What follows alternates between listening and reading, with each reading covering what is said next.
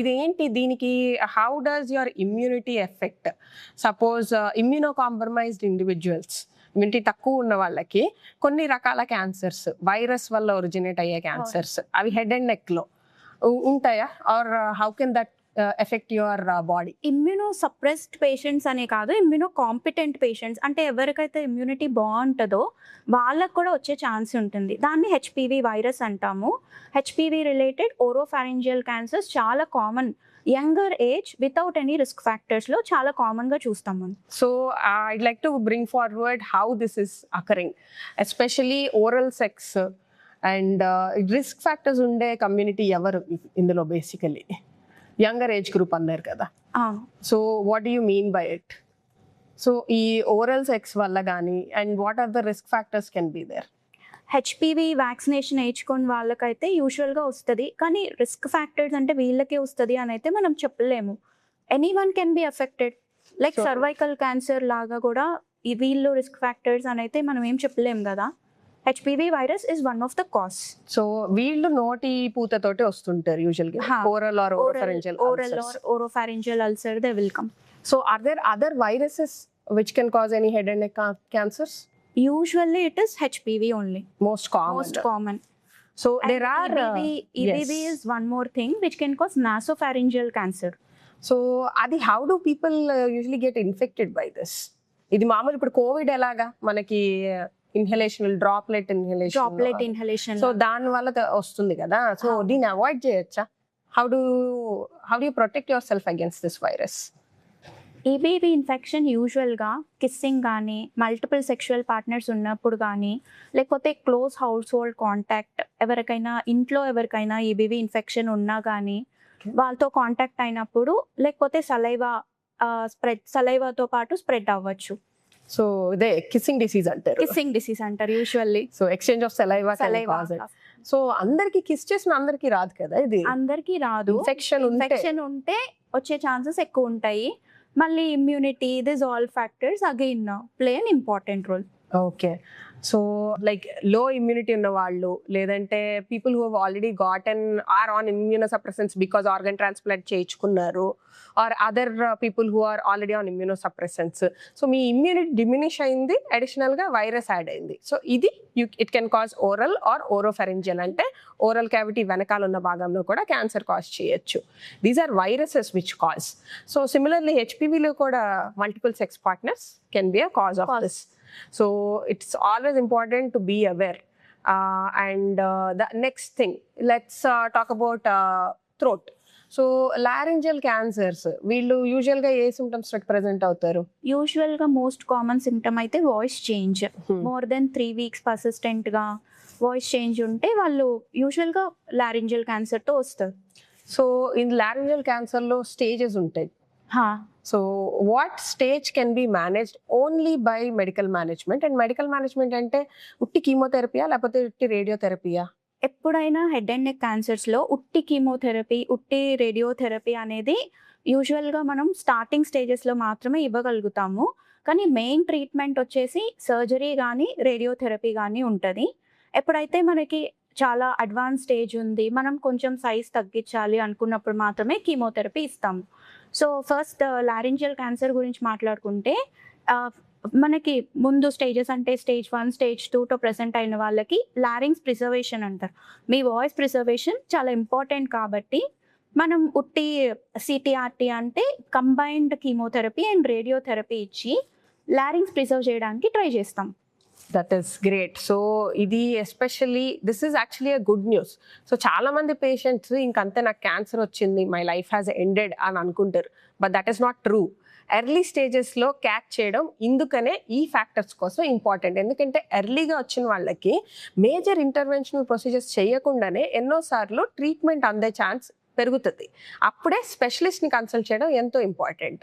So stage 1 or 2 ఉన్న వాళ్ళకి చిన్న గ్రోతే ఉంది అని అంటే జస్ట్ రేడియోథెరపీ ద్వారా ఆర్ కీమోథెరపీ 2 కలిపి ఇవ్వడం ద్వారా చాలామంది పేషెంట్స్ బెటర్ అయిపోతారు.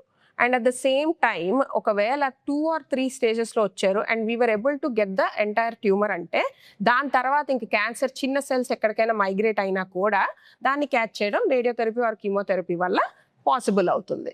So early intervention and early notice చేయడం చాలా ఇంపార్టెంట్. ఇలాంటివన్నీ ఒకవేళ హోర్స్ వాయిస్ ఉంది అంటే more than 2 or 3 weeks, don't wait for it to go away on its own. Always get your throat checked. So what about nasopharyngeal or nasal sinonasal malignancies అంటారు కదా. So sinusitis ఉండి చాలా మంది headache తోటి అలా వస్తుంటారు కొంతమంది. వీళ్ళందరికీ ఉంటుందా? కొంతమందికి ఉండొచ్చు. So one of the symptom ఏంటి అంటే ఎపిటాక్సిస్ కానీ లేకపోతే పెరిఆర్బిటాల్ ఎడిమా అంటే ముక్కులోంచి రక్తం వస్తుందని ముక్కులోంచి రక్తం వస్తుంది వాళ్ళకి, లేకపోతే ఇక్కడ స్వెల్లింగ్ రావడం కానీ, ఇక్కడ ఎప్పుడు ఇక్కడ కరెక్ట్ గా నోస్ లో పెయిన్ చెప్పడం కానీ, అట్లాంటి సిమ్టమ్స్ ఉన్న వాళ్ళకి, యూజువల్ గా ఈబీవీ ఇన్ఫెక్షన్ ఉన్న వాళ్ళకి నాసోఫారింజియల్ క్యాన్సర్ అనేది కామన్ గా రావచ్చు. Okay. So well like she said usual గా ప్రెసెంట్ అయ్యేది ముక్కు నోస్ బ్లీడ్స్ తోటి. అట్ దిస్ పాయింట్ మీరు ఈఎన్టీ సర్జన్ దగ్గరకు వస్తే ఫస్ట్ మీకు చేసేది ఏంటి? కారణం ఏంటి? ముక్కు నుంచి రక్తం ఎందుకు వస్తుంది? Is it a local cause? Because ఎక్కడైనా దెబ్బ తగిలింది ఆర్ ఎల్స్ ఏమన్నా ఇంజరీ వల్ల అయింది అని అంటే ఇమీడియట్ గా మేము క్యాచ్ చేసి దాన్ని అక్కడ కంట్రోల్ చేయడం. లేదు అలా కాదు, ఏమైనా గడ్డలు ఉన్నాయా లేదా, ఇది సింపుల్ సైనసైటిసా కాదా అన్నది రూల్ అవుట్ చేసుకోవాలంటే it is very important to consult your specialist. ENT specialist దగ్గరకు వచ్చినప్పుడు వీటితో పాటు ఎండోస్కోపీ చేసి అవసరం ఉంటే రేడియోలాజికల్ ఇన్వెస్టిగేషన్స్ చేస్తాం. అప్పుడు సిటీ స్కాన్ ద్వారానో ఎంఆర్ఐ స్కాన్ ద్వారానో ఎక్స్టెంట్ ఎంతవరకు ఉంది అండ్ చిన్న ట్యూమరా కాదా అన్నది చూస్తాం. సో ఇక్కడ we do something called as debulking. So debulking అంటే ఒక గడ్డ ఉంది, దాన్ని డీబల్క్ చేస్తున్నాం అంటే తీసేసిన తర్వాత డీబల్కింగ్ చేసిన తర్వాత కుదిరినంత వరకు తీసాం. Maybe not all parts could be reach during surgery. So ఆ rest of it is usually managed by chemoradiotherapy. So that's how the patient usually improves. So ఇవి రెండు కాకుండా కొంచెం రేర్, బట్ చెవులో కూడా క్యాన్సర్ రావచ్చు. Yes, absolutely. So how do these patients present? చెవు cancer తోటి వచ్చేవాళ్ళు ఇయర్ పెయిన్ కానీ, like ear discharge, ear pain most common symptoms. Okay. So ear pain discharge ఉన్న ప్రతి ఒక్కరికి ఉంటుందా ఇలాగా? అందరికీ కాదు. యాక్చువల్గా హెడ్ అండ్ నెక్ క్యాన్సర్స్ ఉన్న వాళ్ళకి కూడా ఇయర్ పెయిన్ అనేది ఉండొచ్చు. దాన్ని రిఫర్డ్ ఒటాలజియా అంటాం మేము. సో అందరికీ ఇయర్ పెయిన్ ఉంది, డిశ్చార్జ్ ఉంది, వీళ్ళందరికీ క్యాన్సరా అంటే కాదు. పర్సిస్టెంట్గా ఉంది, రికరెంట్గా వస్తుంది, తగ్గట్లేదు, మందులు వేసుకుంటే తగ్గట్లేదు అనుకునే వాళ్ళు ఒకసారి చెక్ చేయించుకుంటే ఏంటి కాజ్ అనేది మనం రూల్ అవుట్ చేసుకుంటాం. ఎగ్జాక్ట్లీ. ఎందుకంటే కొన్ని కారణాలు ఓవర్లాప్ అవుతుంటాయి. పెయిన్ మల్టిపుల్ థింగ్స్లో ఉండొచ్చు. సింపుల్ ఇయర్ ఇన్ఫెక్షన్లో ఉండొచ్చు, లేదంటే as long as you're thinking wide and far క్యాన్సర్లో కూడా ఉండొచ్చు. అట్ ద సేమ్ టైం చెవు బ్లాక్ ఉండొచ్చు, సింపుల్ ఇయర్ ఇన్ఫెక్షన్, నీరు చేరుతుంది, అలాంటి వాటిలో ఉండొచ్చు, క్యాన్సర్లో ఉండొచ్చు. At the same time bleeding, blood వస్తుంది చెవు నుంచి అంటే, but that never is a good sign. Of course complicated ear ఇన్ఫెక్షన్స్లో ఆర్ ఎల్స్ క్యాన్సర్లో కూడా ఉండొచ్చు. సో ఇది ఎప్పుడు లైట్గా తీసుకోకూడదు. ఆల్వేస్ ఇవాల్యుయేట్ చేయించుకోవడం, ఎందుకు వస్తుంది కారణం తెలుసుకోవడం ఎంతో ఇంపార్టెంట్. వాట్ అబౌట్ ఇప్పుడు కీమోథెరపీ అంటే అందరికీ భయం ఉంది, జుట్టు ఊడిపోతుంది, వామిటింగ్స్, ఇది అంతా అని అనేసి. Really all that happens in everybody? అందరిలో అవుతుందా అంటే కాదు, కొంతమందిలో మాత్రం ఖచ్చితంగా అవుతుంది. కానీ అన్ని కీమోథెరపీ డ్రగ్స్ తోటి హెయిర్ లాస్ అనేది కొంచెం ఎక్కువే ఉంటుంది. కానీ మనం ఇచ్చే కీమోథెరపీ డ్రగ్ని బట్టి అది కూడా వేరీ అవుతుంది. అందరికీ ఒకటేలాగా హెయిర్ మొత్తం పోతుంది అని అయితే చెప్పను, కొంతమందికి అయితే ఖచ్చితంగా పోతుంది.